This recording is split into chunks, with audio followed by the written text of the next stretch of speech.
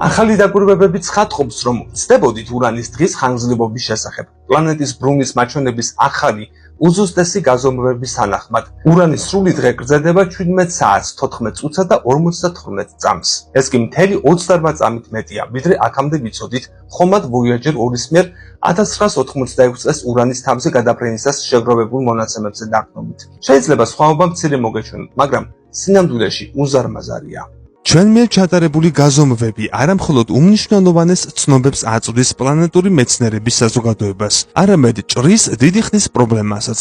კოორდინატების წინა სისტემა ბრუნვის პერიოდის ძველ გაზომვებს ეყრდნობოდა, რაც მალევე გახდა არაზუსტი და შეუძლებელი დროთა განმავლობაში ურანის მაგნიტური პოლუსების მეთვალყურეობისთვის. ამბობს პარიზის ობსერვატორიის ასტროფიზიკოსი ლორენ ლამი. ურანი და ნეპტუნი მზის სისტემის ორი ყველაზე გარე პლანეტაა. მზისგან გაცილებით შორს, ვიდრე სხვა დანარჩენი პლანეტები. ურანის ორბიტული მანძილი სატურნისას ორჯერ აღემატება, ნეპტუნისა კი სამჯერ. იმის გამო, რომ ასე შორს არიან, ურანი და ნეპტუნი პატარა და მკრთალად მოჩანან, რაც მათ კვლევას ართულებს. ამას გარდა, ასეთი სიშორის გამო ხომადებს მათთან მისაღწევად ძალიან დიდი დრო სჭირდებათ. მათ სიახლოვეს მხოლოდ Voyager-ის მისიას აქვს ჩავლილი, ისიც 10 წლეულების წინ. ეს კი იმას ნიშნავს, რომ ინფორმაცია, რაც მზის სისტემის ამ ყინულის გიგანტ პლანეტათა შესახებ გვაქვს, შეზღუდულია და შეიძლება მიკერძოებული იყოს იმ კონკრეტულ გარემო პირობათა გამო, რაც იქ ხომალდების გადაფრენისას იყო. მეორე მხრივ, ცოტა რთულია ახალი ინფორმაციის მიღებაც.